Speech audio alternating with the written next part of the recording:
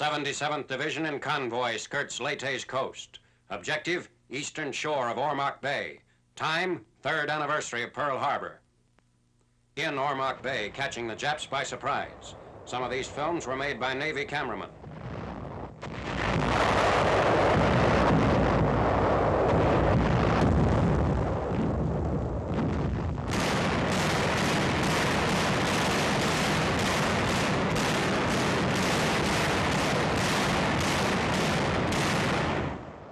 After a 20-minute bombardment, the first wave goes ashore. Shortly thereafter, a Jap aerial assault against our ships. An enemy plane is hit. A transport struck amidship. Survivors from abandoned vessels. A sailor swims out to effect a rescue. The transport which sank had already unloaded troops. Other survivors leave their raft to board a minesweeper. A whaleboat rescues more survivors. The 77th, veterans of Guam, hit the beach at Epeel, 3 miles below ORMOC.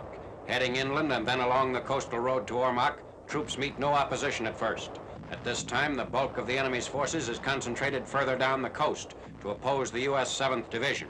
The 77th's objective, to split Jap forces on the island. Opposition is encountered near Camp Downs.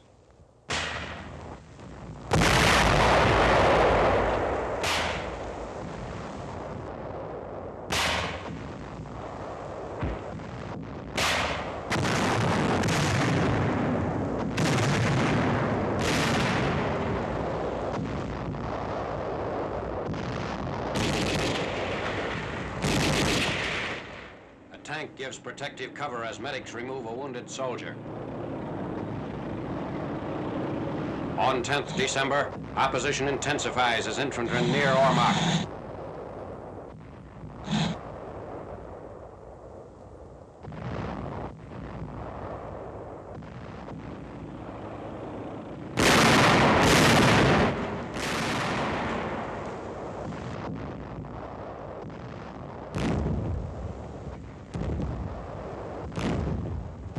ORMOC falls 52 days after General MacArthur launched the Battle of the Philippines. Capture of this last Jap stronghold on Leyte deprived the enemy of a major port through which supplies and reinforcements had been funneled to sustain their defense. The major part of the Japanese 35th Army of about 35,000 was left holding positions 15 miles to the north. The infantry enters ORMOC.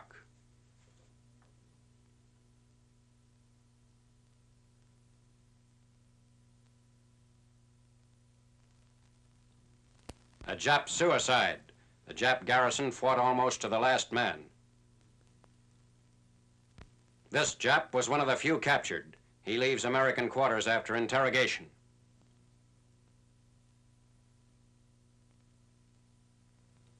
Stocking up on 10-in-1 field rations to sustain the final drive to eliminate the Japs from Leyte.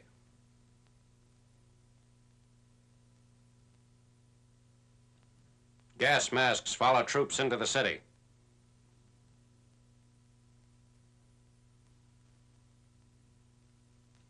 A wounded soldier is greeted by General Bruce, commander of the 77th. At a regimental command post, General Bruce and Colonel Vincent Tanzola confer on operations north of ORMOC. An attack is directed across the bay at an enemy transport previously caught while attempting to land reinforcements. The ORMOC landing was the last big operation on Leyte, paving the way for further amphibious landings in the Philippines.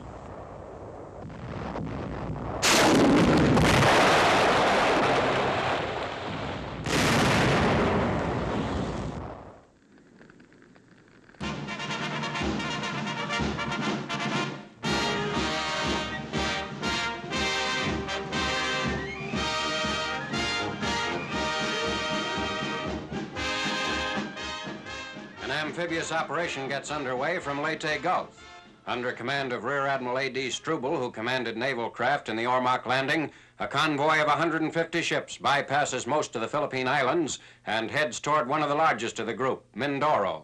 Sailing almost always in sight of land where the enemy had air bases, the convoy is subjected to sporadic air attacks for 2 days.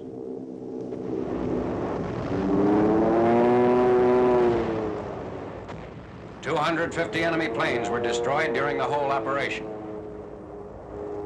Entering the Sulu Sea after a trip of 600 miles, shore bombardment begins at 07:05 hours, 15th December, lasting 20 minutes.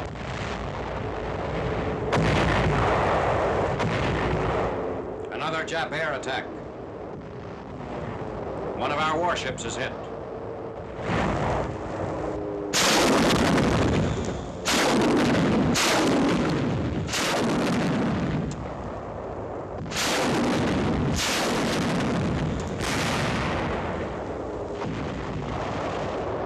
Veteran troops without previous amphibious experience hit several beaches on the southwest coast of the island, meeting no opposition. Principal objective was the airstrip at San Jose. Forward elements penetrate more than a mile inland within 90 minutes after the first landing. A second wave hits the beach. In going from Leyte to Mindoro, our troops pass from a wet to a dry season. Still no opposition. It's reported that the island is apparently lightly garrisoned, but its nearness to southern Luzon poses a constant threat to our invading forces.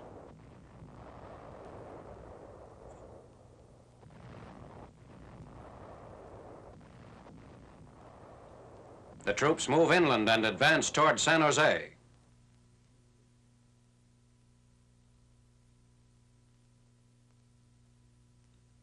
A Jap barracks is approached cautiously by men of the 2nd Battalion. Following a narrow gauge railroad into San Jose, the railroad connects the sugar central at San Jose with Kamanawit Point Wharf, one of our landing areas. Ships disgorge tanks, bulldozers, tractors, and other heavy equipment. Supplies needed for building and improving airfields and for the advance up the island.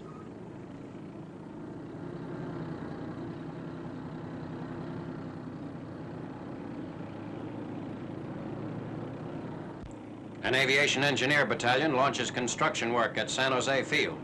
Airfields on southwest Mindoro will place enemy installations on Luzon, southern Formosa, as well as those on the South China coast within effective range of Far Eastern Air Force bombers.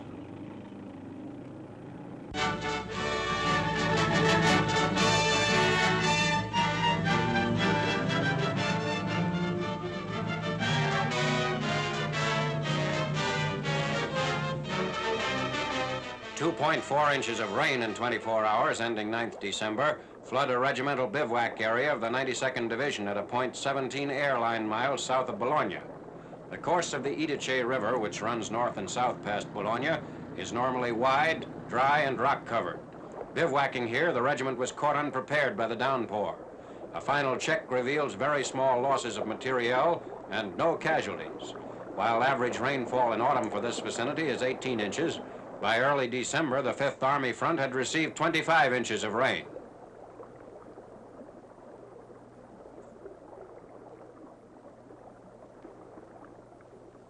On 10th December, Lieutenant General Lucian K. Truscott, Jr., newly appointed commander of the 5th Army, is greeted by Major General Jeffrey Keyes on the Apennine front below Bologna. Most recently with the 6th Corps in France, General Truscott returns to the theater of operations in which he won laurels at Anzio.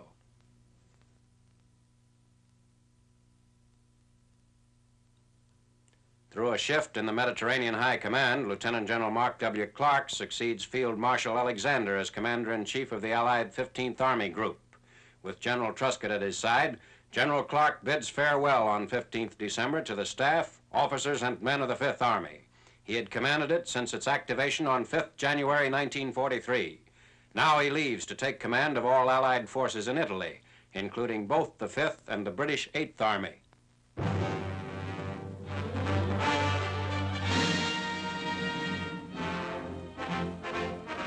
Sees German newsreel film designed to rally the German people behind an all-out program of labor recruiting initiated last summer.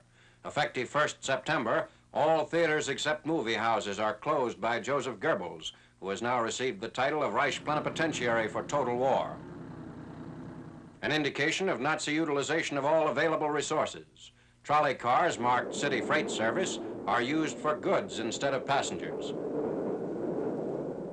Confident slogans to maintain and stimulate German labor morale. Addressing a rally of armament workers in the Rhineland district, Goebbels declares, "Before we admit the enemy to German soil and submit ourselves to his will, we will first work our hands bloody and work to our last breath."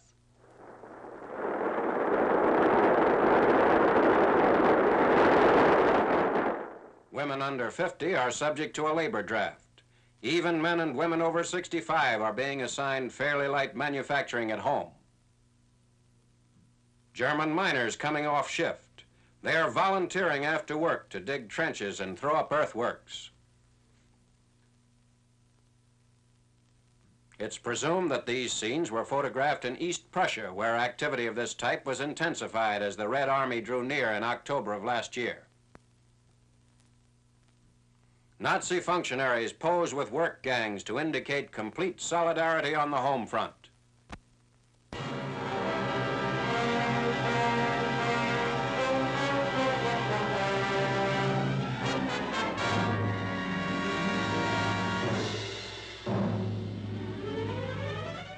These films from the cameras of captured Nazi combat photographers portray the initial hours of Field Marshal Gerd von Rundstedt's surprise advance.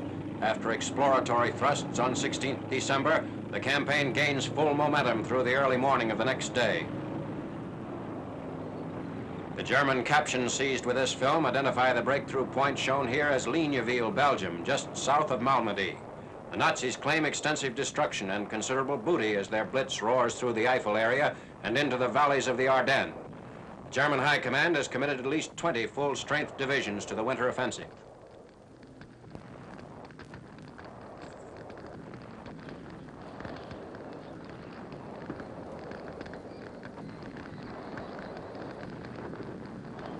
In support of the ground operations, the Luftwaffe is employed in its largest effort since D-Day, strafing and bombing our troops and convoys.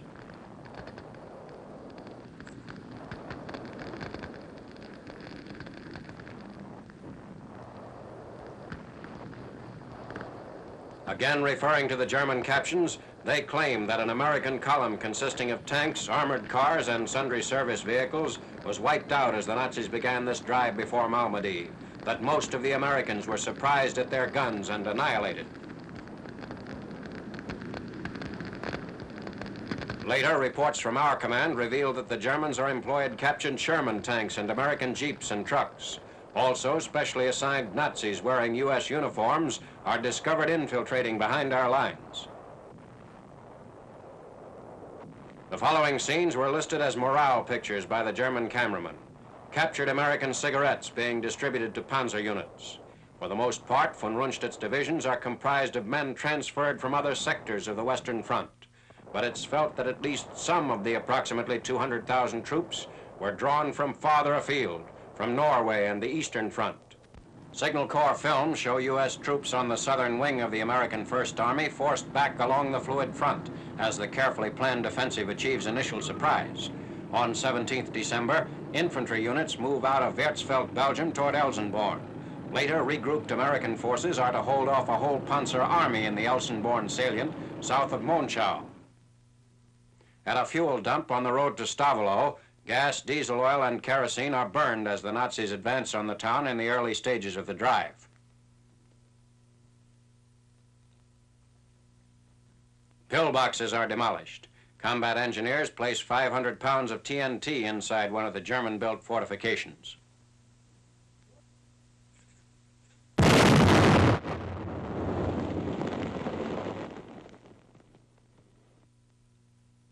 The pillbox is completely destroyed by the explosion. Trees are notched for the placement of TNT to form roadblocks. The enemy is attacking over ground where he made his blitz in 1940. The rapid advance creates isolated pockets of American resistance, but the pockets become defensive wedges with roadblocks and mines contributing to an overall holding maneuver. Engineers mine roads on the outskirts of Elsenborn. The beginning of the hurried rallying of our forces to stop the panzers. The breakthrough and fan-out tactics of the Germans have enabled them to create a salient which extends 51 by 40 miles at its greatest dimensions. Allied troops converging on the northern rim of the Belgian Bulge are commanded by Field Marshal Sir Bernard Montgomery. Lieutenant General Omar N. Bradley leads the forces on the south side of the salient. Participating troops include the veteran 82nd Airborne Division, rushed to Belgium from a rest camp near Reims, France. In a three-day battle, the 82nd retakes 8 towns, captures nearly 1,500 prisoners, and kills 1,860 Germans. 1st Division infantry and tank destroyers move up to counter the 12th SS Panzer Division's drive before Buchenbach.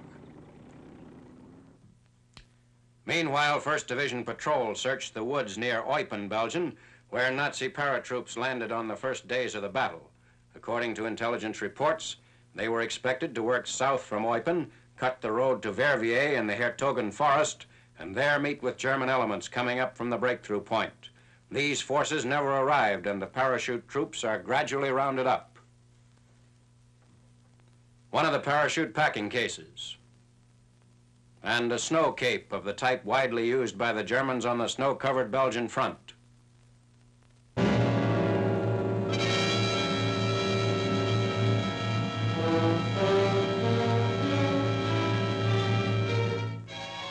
The greatest Nazi penetration is in the area west of Stavelot, which is 20 miles from the German frontier. Field positions are dug in on the heights overlooking the main road leading into the town. Seesaw battles take place in this area, with Stavelot changing hands several times. Fog bears down on our troops as they set up 90mm guns as roadblocks.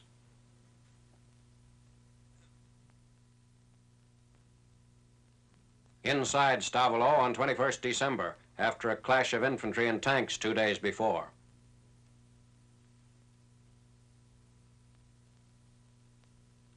Civilians who venture from hiding places rush for cover as the enemy attack is renewed.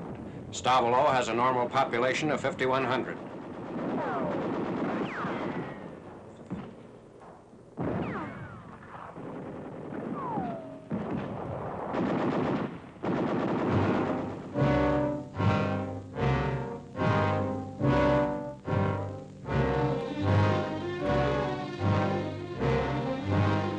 Malmedy, 8 miles northeast of Stavelot, units of an infantry division rushed in from the 9th Army front hold defensive positions. Malmedy is an important road center behind the enemy spearhead and undergoes 2 weeks of bombardment, but the enemy never gets beyond the edge of the town.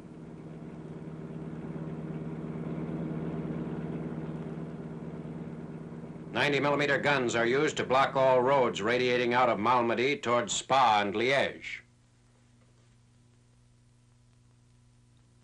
When captured in the Malmedy sector, this German corporal wore a GI uniform blouse, captain's bars, carried an AGO card, and wore our dog tags.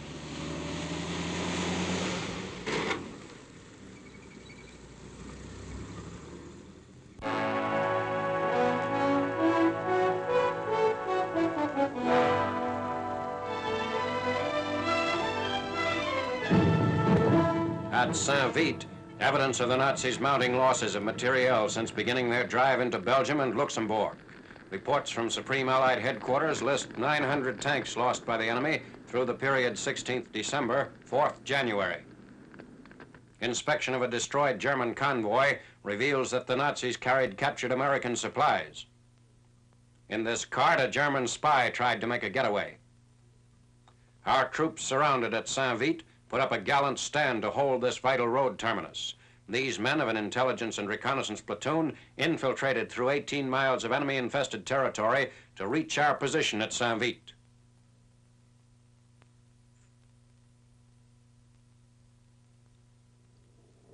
Every American vehicle mounting a machine gun or heavier weapon is brought into action as the Luftwaffe attacks all along the front.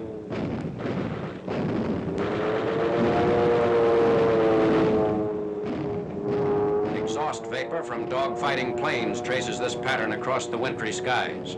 Up to 1st January, our aircraft had destroyed 823 German planes. Also 73 probably destroyed, 250 damaged. Our losses, 331 planes.